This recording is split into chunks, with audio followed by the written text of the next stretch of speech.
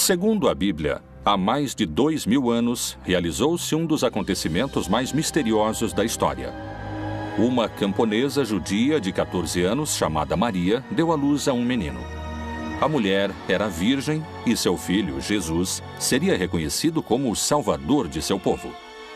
Há poucas provas da vida extraordinária dessa mulher, muitas perguntas e mistérios assombrosos. Como e por que há tão pouca informação e, no entanto, se fala tanto dela ao ponto de ser um dos pilares da Igreja Católica? Que enigmas se escondem na Bíblia sobre a Virgem Maria? A Virgem Maria é a mulher imaculada. A Igreja assegura a virgindade de Maria antes, durante e depois do parto. O Novo Testamento fala muito pouco sobre a mãe de Jesus, surpreendentemente pouco. A Maria que a instituição nos vende é uma Maria extraterrestre. Mulher, eis aí teu filho. Filho, eis aí a tua mãe. Maria é também a mãe de toda a humanidade. Nós vamos visitar a vida da Virgem Maria através de um achado arqueológico recente que apresenta um enigma inquietante. Trata-se de um segredo que esteve oculto durante mais de 1500 anos e poderia mudar a ideia que milhões de fiéis têm sobre a Virgem. Por que a Bíblia não descreve nada sobre a passagem da Sagrada Família pelo Egito? O que aconteceu naquelas terras? A Virgem Maria foi uma poderosa vidente ou bruxa? Ou foi simplesmente a mãe de Jesus? Maria, santa, feiticeira ou vidente?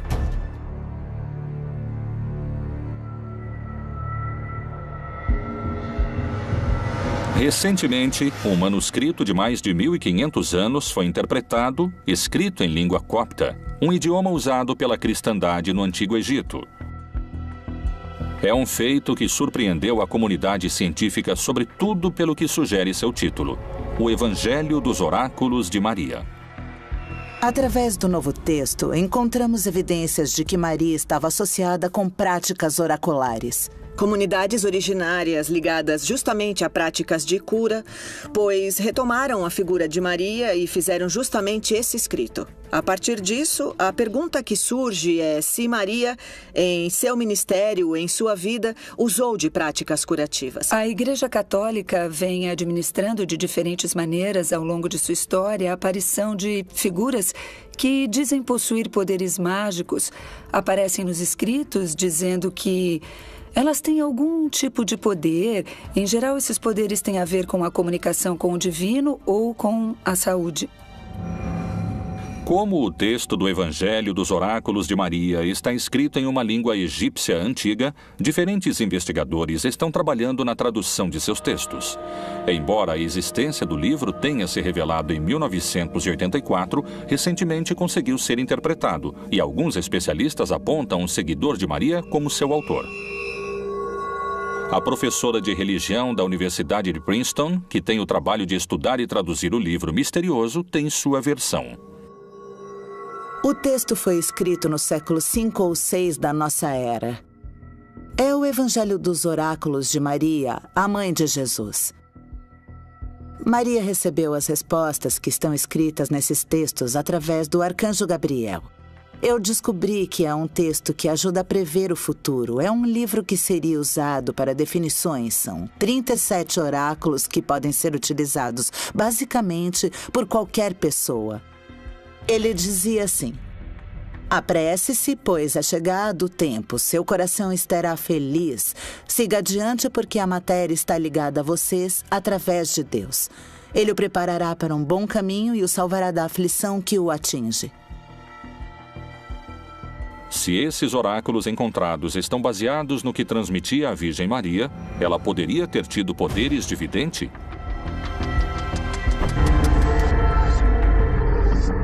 Além desse antigo manuscrito, quais são os outros indícios de que Maria poderia haver dominado poderes obscuros? Supõe-se que Maria podia fazer milagres, não diretamente, mas através, por exemplo, pendurar as roupas de Jesus no quintal e as pessoas vinham, as tocavam e então recebiam algumas curas. O que seriam os milagres no marco do cristianismo? Ele é a aparição do extraordinário na vida cotidiana das pessoas e que, em geral, o que funciona como prova para fazer de alguém um santo. Os milagres eram para benefício de uma pessoa, mas também era o testemunho de toda uma comunidade. Os feitiços geralmente são usados para causar danos. A feiticeira não deixarás viver. A bruxaria é um sistema de relações. Através de uma pessoa que faz um sortilégio, um malefício a outra. Então, essa pessoa que se sente afetada por esse malefício recorre à figura do bruxo, buscando a cura, pedindo um outro malefício para detê-lo.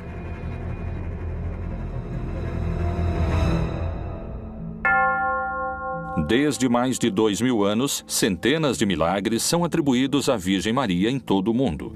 Esses poderes podem ter relação com os de uma feiticeira? Talvez a resposta se encontre entre as virgens e bruxas mais famosas da história. Bodmin, Inglaterra, começo do século XIX. Joan White, uma das bruxas mais famosas da história. Diziam que ela era clarividente e que as pessoas recorriam a ela para adivinhar seu futuro e curar-se. Ela visitava um poço santo, pendurava os curativos de uma pessoa enferma nos galhos de uma árvore e assim ajudava em sua cura.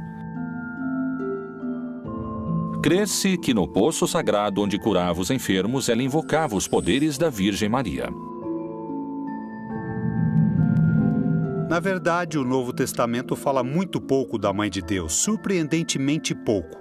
E às vezes, não de uma maneira, digamos, positiva, como a piedade cristã imagina, ou até como a piedade cristã crê. Por quais motivos a Bíblia fala tão pouco sobre a vida da Virgem? Será que Maria teria levado uma vida fora dos parâmetros da doutrina da Igreja? Qual é a relação e quais mistérios revelam os achados dos oráculos de Maria?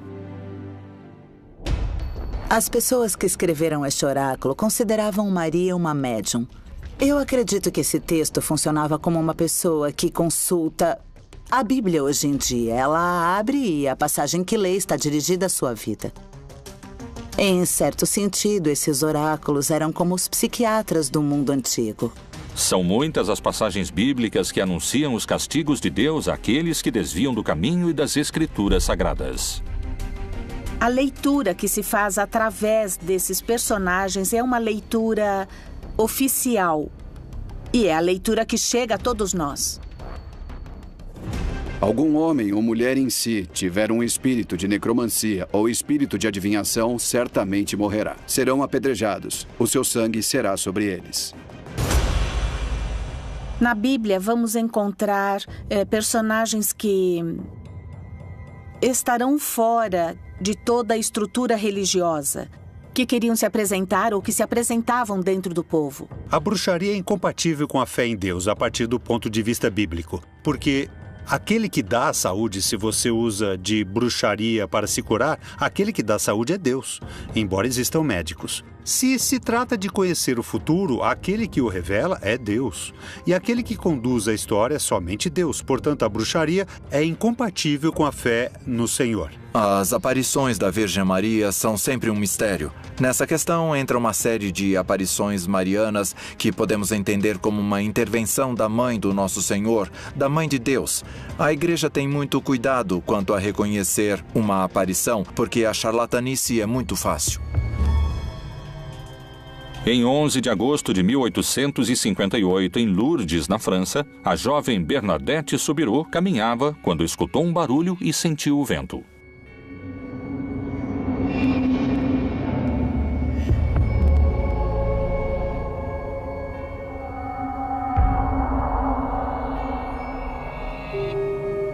Era a Virgem. Assim foi registrado e autenticado pela Igreja. A mensagem de Lourdes é muito interessante porque é uma mensagem de saúde, é uma mensagem onde surge esse manancial de água que se converte no princípio de curas milagrosas. Hoje existem equipes de cientistas, de médicos, que quando acontecem curas extraordinárias, as estudam para determinar se se trata de um evento divino, de um milagre. Hoje ela poderia ser uma espiritualista, uma cartomante ou qualquer prática dessas. Não existem diferenças entre o milagre e a feitiçaria. O que importa é a mágica. Atualmente, a figura da Virgem transcende a de qualquer figura bíblica, especialmente em alguns países da América Latina, como o México, onde o Dia da Virgem é mais importante do que o próprio Natal. A Virgem de Guadalupe é talvez a aparição que esconde os maiores enigmas. Que poderes secretos existem por trás da Virgem Maria? A primeira aparição foi em um sábado, 9 de dezembro de 1531, quando São Juan Diego colocou diante do frei Juan de Zumárraga as rosas que levava em sua tilma. Ele deixa caírem as rosas que havia colhido no Monte Tepeyac e, bem, eis que se formou a imagem da Santa Maria de Guadalupe. Esta Virgem está cercada de mistérios que a ciência não pode explicar. Para muitos está ligada ao milagre, para outros à bruxaria. Será que a magia, a bruxaria e os milagres são eventos que respondem à mesma essência?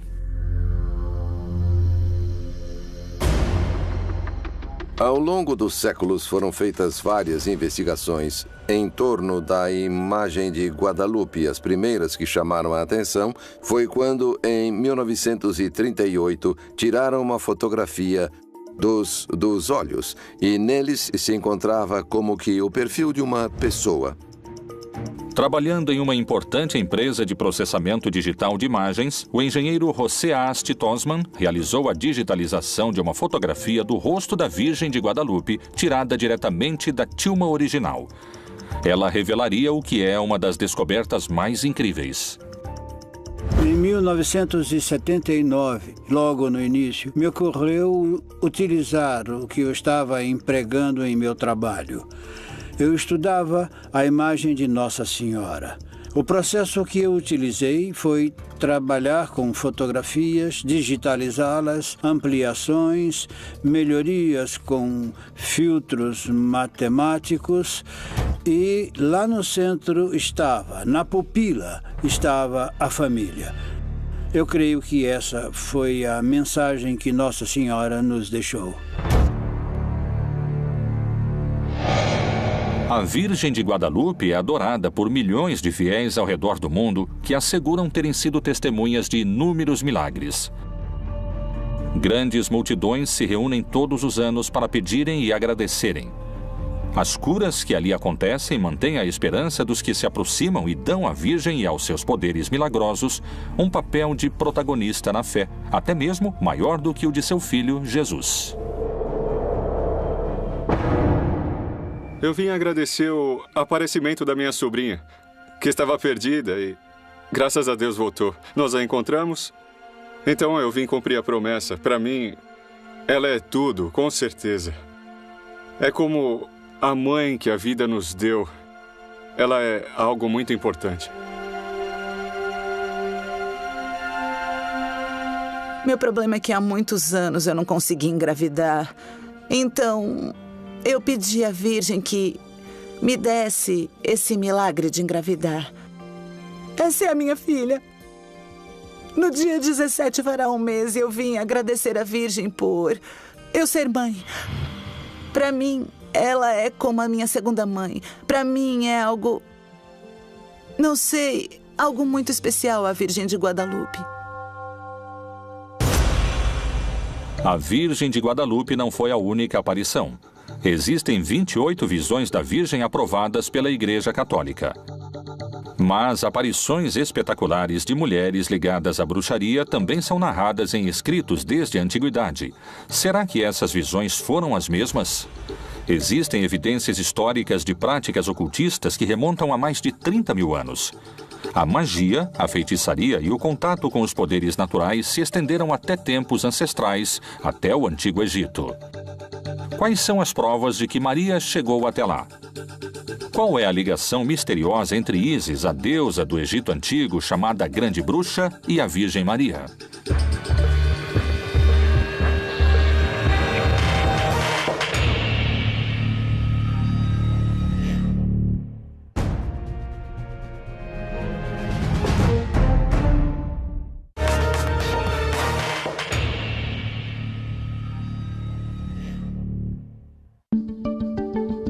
A descoberta de um manuscrito de mais de 1.500 anos de idade intitulado O Evangelho dos Oráculos de Maria surpreendeu a comunidade arqueológica e despertou uma hipótese inquietante.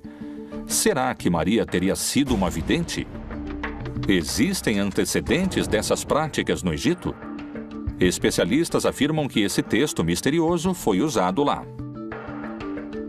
Já na Idade Média, se tentava identificar a Maria e até mesmo a Jesus como personagens que aprenderam com a sabedoria dos egípcios, especialmente dos magos, e que foram destas artes secretas que eles obtinham as fórmulas ou o poder para realizar os milagres. Será que a Virgem Maria teria chegado até essa região do Alto Egito? Ela aprendeu no Egito técnicas para dominar poderes misteriosos? Maria estava no lugar onde o manuscrito foi achado? Para revelar esses mistérios, é necessário seguir os passos da Sagrada Família até a terra dos faraós. Então Herodes, vendo que havia sido iludido pelos magos, irritou-se muito e mandou matar todos os meninos que havia em Belém. O contexto é que Herodes, um idumeu, aliado a Roma, fica sabendo da visita de uns magos que vinham do Oriente e que havia nascido um rei. Ele pensa que é um rei terreno que vai tirá-lo de seu lugar. E então ele decide matar os meninos de uma aldeia que fica ao sul da Judéia e que se chama Belém. E tendo ele se retirado, eis que o anjo do Senhor apareceu a José num sonho, dizendo: Levanta-te e toma o menino e sua mãe, e foge para o Egito, e demora-te lá até que eu te diga, porque Herodes há de procurar o menino para o matar. Quando nós lemos as Escrituras Sagradas, com certeza ela nos diz que, para salvar o menino de Herodes, que pretendia matá-lo, a Sagrada Família foi para o Egito. No Egito, a feitiçaria ou as práticas mágicas ligadas aos sacerdotes, aos sábios, fazem parte da cultura milenar. Muitas das práticas culturais e religiosas foram absorvidas também por Israel. Mesmo sem termos conhecimento do local onde foi encontrado o Evangelho dos Oráculos de Maria, os textos similares dão indícios de uma possível origem onde práticas religiosas e rituais pagãos eram realizados. Não sabemos exatamente onde esse texto foi encontrado. O que sabemos é que foi doado à Universidade de Harvard, mas as pessoas que o doaram não disseram onde o encontraram. Existe um lugar no Egito onde tem o altar de um santo, São Colutos, que fica localizada na cidade de Ansena. Lá foi encontrada uma página de um texto similar. Assim, nós soubemos que as mesmas pessoas que praticavam essas mesmas consultas usando os altares dos santos no Egito. Numerosas evidências encontradas, desde talismãs, amuletos, hieróglifos e manuscritos, indicam que os egípcios buscavam contato com seres de dimensões espirituais e pretendiam dominar os poderes sobrenaturais. Como isso pode ter influenciado Maria? Todas essas sociedades que nós viríamos a chamar de Oriente Médio, com processos de expansão desses reinos que se transformaram em impérios e suas políticas de dividir as comunidades e realizar deportações, foram se formando comunidades desses grupos que começaram a ser, digamos, excluídos desse lugar geográfico onde habitavam e começaram a viver em outras zonas. Analisar sociedades antigas com os parâmetros de hoje às vezes pode ser um pouco complicado porque temos que nos situar no contexto. Nesse momento estamos situados nos primeiros séculos, do 1º ao 3º século da era cristã, onde o termo que se utilizava mais comumente era o termo mago, maga, que vinha do egípcio mag, que significa sacerdote. Então, são as pessoas ligadas a essas práticas sacerdotais e curativas na época que hoje as tipificamos como práticas de feitiçaria. Assim, Maria e sua família passaram de serem adorados por reis do Oriente a serem fugitivos perseguidos pela lei. Segundo o Evangelho extracanônico, a Sagrada Família partiu de Belém até Gaza, onde atualmente é o Parque de Zaranik, situado a 40 quilômetros a oeste de Al-Arish. Eles entraram no território egípcio pela parte mais setentrional do árido e duro deserto do Sinai. Nós temos registros do século VI a.C. de uma comunidade em Elefantina, composta praticamente por militares judeus, os quais haviam encontrado os papiros, os famosos papiros de Elefantina. Esses papiros nos revelaram como era o judaísmo na época. Em Elefantina havia um judaísmo sincrético, onde o templo era dedicado a Yahvé e também à deusa Anat.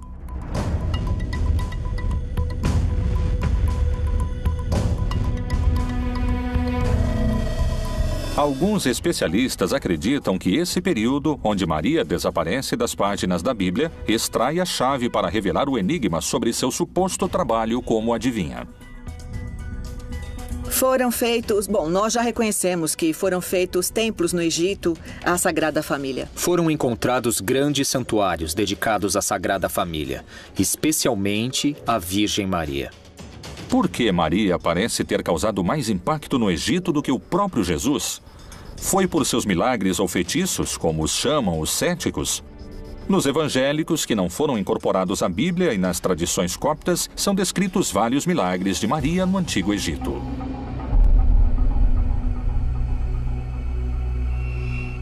Jesus também utilizava plantas medicinais para suas curas, possivelmente. Isso faz parte, poderíamos dizer, das práticas tradicionais, medicinais, nas quais as mulheres teriam um papel fundamental.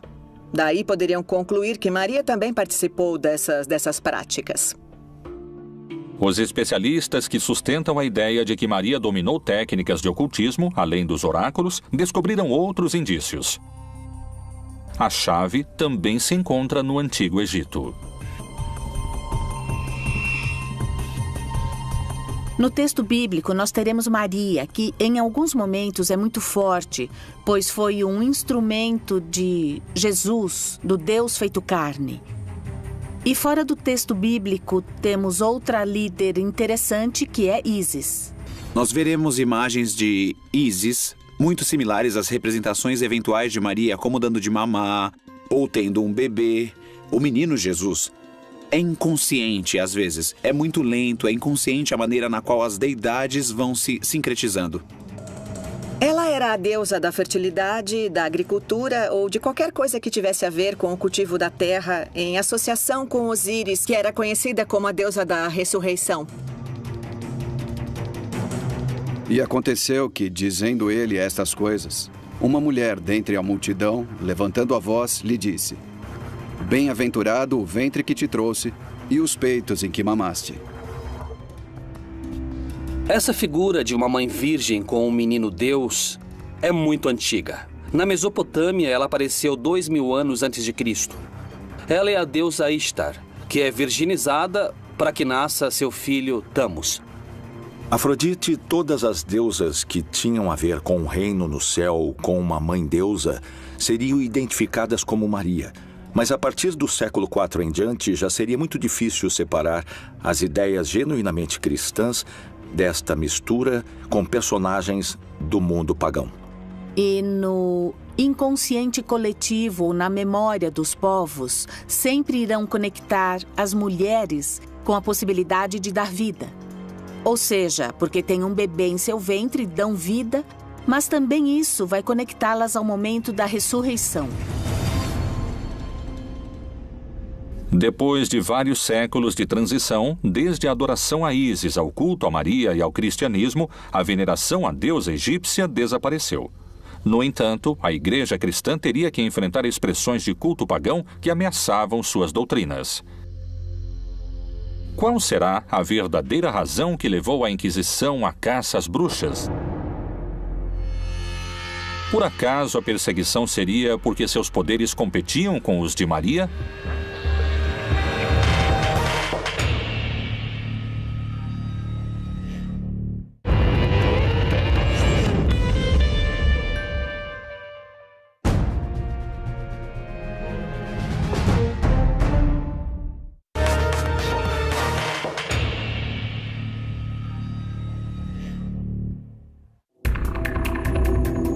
A chegada do cristianismo a Roma mudou a história de todo o mundo. A igreja recém-nascida se encontrou com as crenças chamadas pagãs e foi produzido um choque sem precedentes. Segundo alguns estudiosos, a figura da Virgem Maria também haveria sofrido mudanças para adaptá-la às crenças pré-existentes. O que foi escondido sobre a verdadeira Virgem Maria? Posteriormente, o Império condenou como bruxarias as mesmas atividades que transformaram Maria na mulher mais venerada pelo novo cristianismo romano? A personagem de Maria, por muito tempo, foi considerada perigosa. Para algumas linhas da igreja, Maria tinha que ser uma personagem, deveria ser levada em conta e também tinha que ser adorada. Mas existem algumas linhas que vão dizer, não, ela não tem que ser adorada, simplesmente tem que ser reconhecida como uma mulher importante para o nascimento de Jesus. As primeiras condenações de bruxos e bruxas aconteceram no século XIII, com o surgimento da Inquisição, cuja atividade principal não era contra a bruxaria, mas sim contra a heresia. A feitiçaria sempre havia sido considerada como um perigo de ordem política, e não tanto como uma questão religiosa. E era sempre individual, não havia um complô. Nós vamos encontrar a ideia da reunião, no sábado. Uma ideia de complô contra o cristianismo muda completamente a dimensão de que se tem da feitiçaria. É a primeira heresia institucionalizada contra Deus e a favor do diabo. O Papa Inocêncio VIII encomendou a 2 frades dominicanos um documento que é um guia. É a verdadeira autoridade que identifica, condena e extermina as pessoas consideradas bruxas ou hereges. A Inquisição foi utilizada para ir contra todos e todas, e não havia poder humano ou divino que a detivesse. E todo aquele que fosse relacionado com alguns atos que eles consideravam fora da religião, eram imediatamente condenados. Então eles iam contra essas mulheres até levá-las à fogueira. Qual era o motivo que levava essas bruxas a serem perseguidas pela igreja?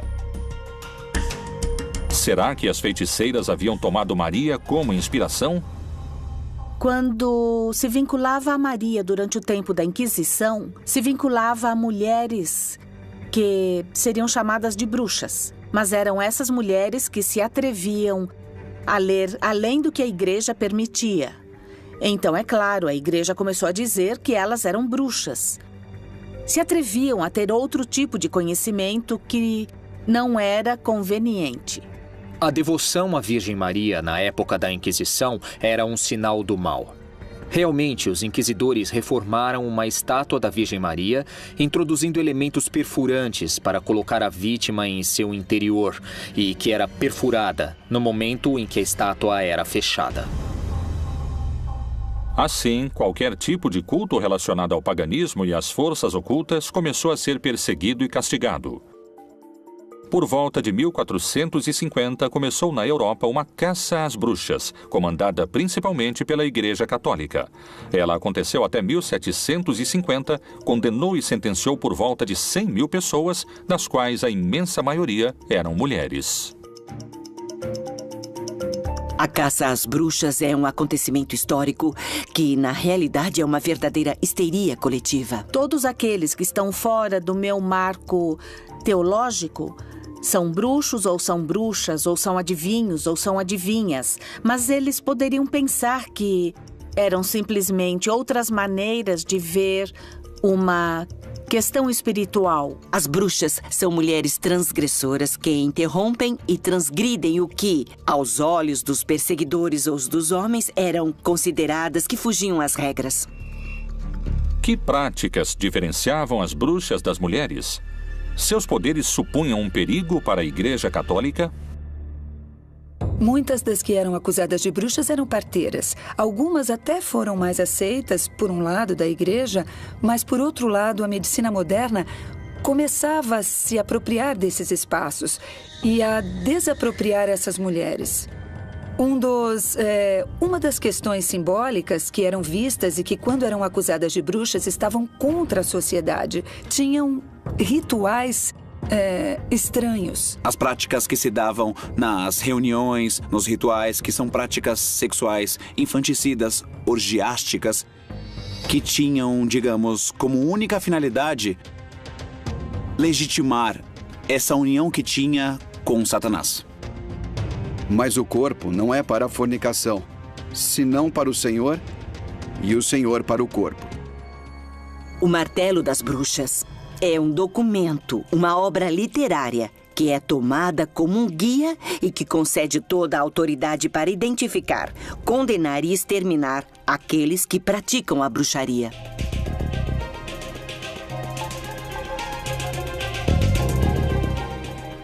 Na Idade Média, o imaginário feminino e a força da feminilidade volta com as beguinas, que nascem na Alemanha. Na Bélgica, muitas mulheres viam uma saída. Eu não quero casar, mas não quero ser freira. Elas iam viver nos beguinários, e muitas dessas beguinas terminaram em uma fogueira, acusadas de bruxaria. Foi o medo da força feminina outra vez, e destruíram os beguinários com fogo. As ideias que relacionavam Maria com a deusa Ísis e com a magia pareciam ficar para trás.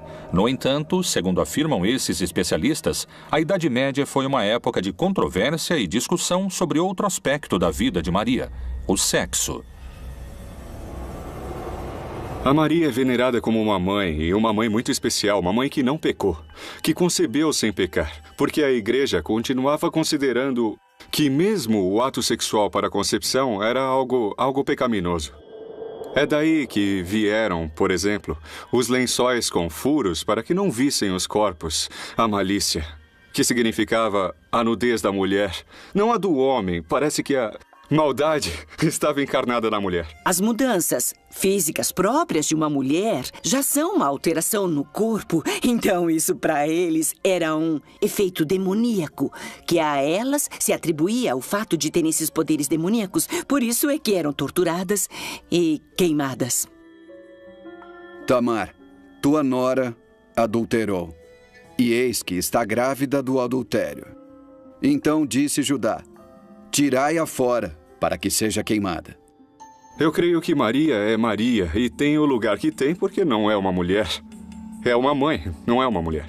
A Virgem Maria é o protótipo da mãe, é a mulher imaculada, ou seja, sem mancha. Nela não há pecado, porque também está associada à sua maternidade e à sua obediência. Maria é virgem, enquanto que a bruxa pratica sexo selvagem. Maria se entrega ao Espírito Santo, a bruxa se entrega ao demônio. Maria concebeu o Filho de Deus, enquanto que a bruxa concebe rãs e monstros. Segundo vários especialistas, para afastar a Virgem Maria de qualquer ideia ligada à magia e ao paganismo, a Igreja construiu sua imagem como o oposto das mulheres perseguidas. Enquanto muitas delas eram acusadas de práticas sexuais, Maria era vista como o contrário, virgem e com um único filho concebido por Deus. Se a virgindade era tão importante, o que aconteceria se Maria não tivesse sido virgem? A virgindade de Maria tem sido motivo de controvérsia durante séculos. Existem provas que indiquem o contrário? Há evidências de outros filhos?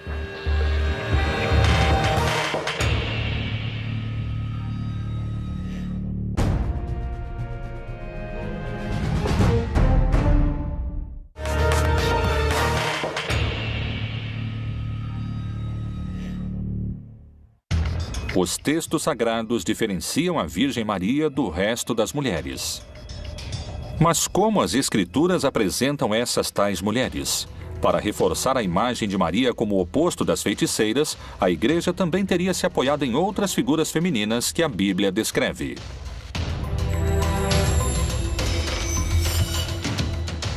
A Bíblia é extraordinariamente misógina. Com certeza, alguém que tem um pensamento aberto a respeito da mulher não pode aceitar o conteúdo da Bíblia nesse sentido. A Bíblia repudia a mulher desde Eva em diante. É até linguístico. Eva é o contrário de ave, que é sagrado. Essa visão da mulher foi se reproduzindo e crescendo e que já vinha de todas as mulheres más da Bíblia, que é uma visão tremendamente machista. De um Deus muito inclemente, por outro lado. Eva, como um protótipo da humanidade, acaba associada como pecadora que se deixou seduzir pela serpente, que é associada com o demônio, com Satanás. E por ela se diz que foi introduzido o pecado e a morte e a dor da mulher ao dar à luz. E disse a mulher: multiplicarei grandemente a tua dor e a tua conceição. Com dor darás à luz filhos, e o teu desejo será para o teu marido, e ele te dominará. Adão e Eva pecam. Adão e Eva se separam do plano original de Deus, enquanto que Maria é virgem, é fiel. Maria Madalena é uma mulher que aparece nos 4 evangelhos, nos momentos mais importantes da vida de Jesus. É dito que Jesus expulsou 7 demônios dela. Obviamente, uma interpretação patriarcal o associa imediatamente aos varões. Ela é pecadora porque tinha 7 amantes ou maridos. Agora, como também é representada Maria Madalena na iconografia?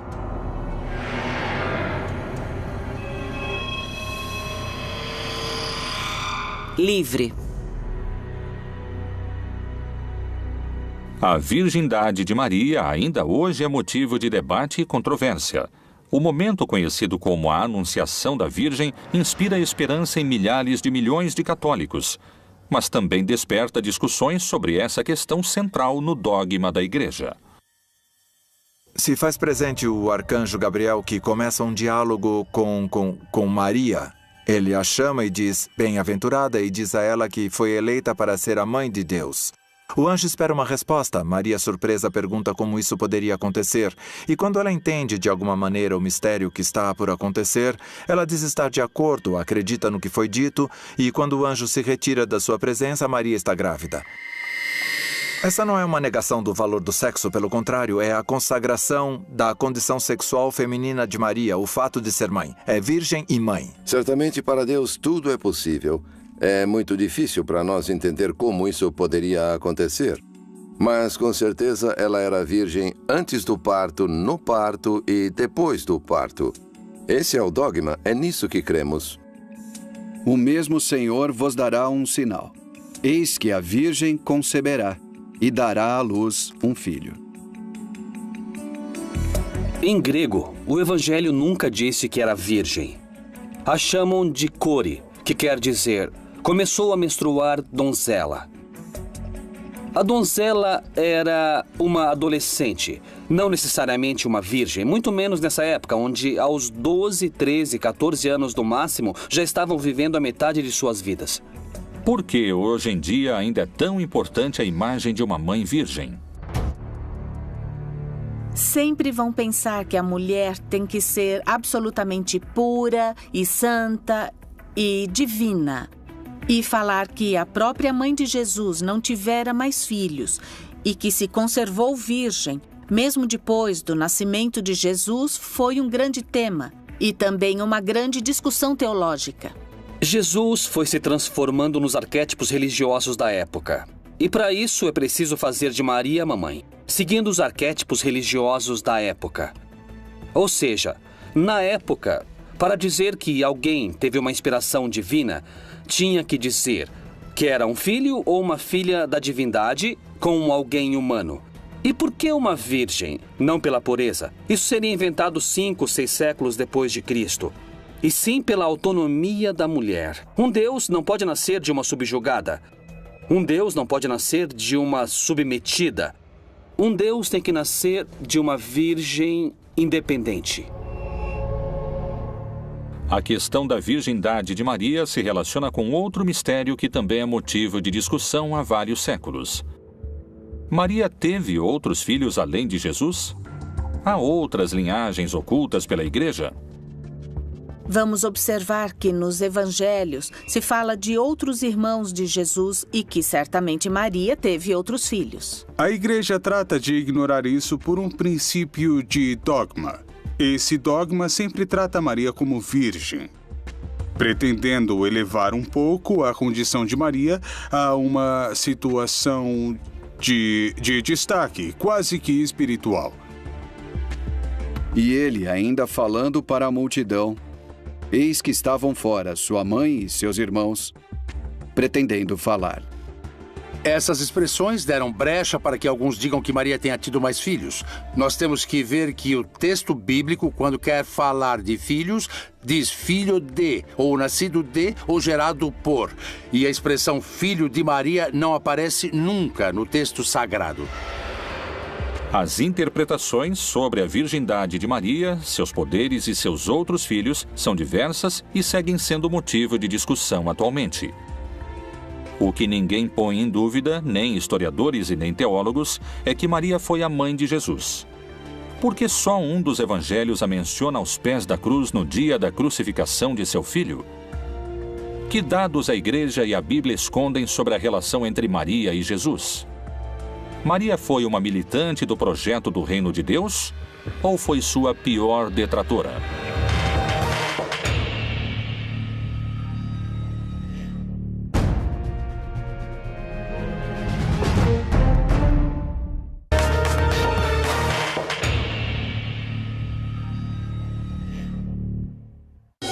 A virgindade de Maria, sua vida sexual e seus outros filhos, além de Jesus, são sujeitos à interpretação e à fé de cada indivíduo.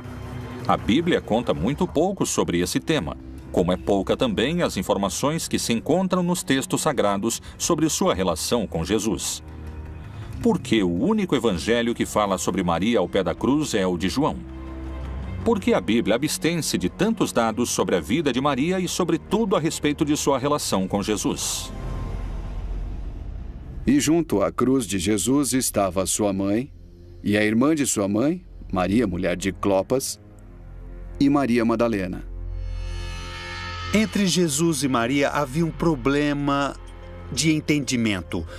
A piedade cristã não pode suportar isso, especialmente a católica e a ortodoxa não conseguem suportar isso e enfeitam de flores a relação de Jesus com sua mãe, sem pensar que era conflituosa ou que foi conflituosa todo o tempo. E acho que Maria teve problemas para entender a missão de seu filho. A relação entre Maria e Jesus foi muito conflituosa no começo, porque a Maria não queria que Jesus enfrentasse nada mais, nada menos que o Império Romano. E diz um texto de Marcos que a Maria quis se apoderar dele e a expressão sugere muita violência. Que planos Maria tinha para sua própria vida e para seu filho? O quanto acompanhou Jesus em sua luta? Será que Maria conhecia, através de seus poderes místicos, o final anunciado que esperaria ao seu primogênito e este ser o motivo de sua disputa? A mãe pressentia aquilo que aconteceria com Jesus e por isso se opõe totalmente a Jesus. E Jesus a rechaça. Ele segue seu caminho. E quando a mãe interfere, ele diz à mãe que não se meta. Em certa ocasião, Jesus é avisado que sua mãe e seus irmãos procuram por ele. E ele diz, e quem são minha mãe e meus irmãos? Esta resposta, mesmo que tenha um lado positivo, é agressiva com sua mãe. E então Jesus disse, quem não deixar pai, mãe, filho e irmãos não pode ser meu discípulo, porque os inimigos do homem serão os da sua casa. Maria realmente se opôs, sem dúvida. Naturalmente, e depois se converteu, depois se transforma. Essa é a Maria que realmente pode servir realmente a um crente hoje que crê em um projeto de libertação. E foi-lhe dito, estão lá fora tua mãe e teus irmãos que querem ver-te. Mas respondendo ele, disse-lhes, minha mãe e meus irmãos são aqueles que ouvem a palavra de Deus e a executam. Maria se transforma naturalmente em um símbolo instigante. O problema é se esse símbolo que nos foi apresentado corresponde à realidade histórica ou então a distorce. O mistério da vida de Maria inquieta estudiosos e fiéis há mais de 2000 anos. Para alguns, ela foi uma jovem e simples mulher judia que deu à luz ao Messias. Outros sustentam que sua imagem é uma construção feita pela Igreja, que teve mais filhos, que foi uma vidente e que viveu sua vida sexual com liberdade. O misterioso manuscrito do Evangelho dos Oráculos de Maria, a relação com seu filho Jesus e as poucas páginas que a Bíblia dedica a uma mulher tão influente para a religião, seguirão sendo um mistério que permanecerá, talvez, pelos séculos dos séculos.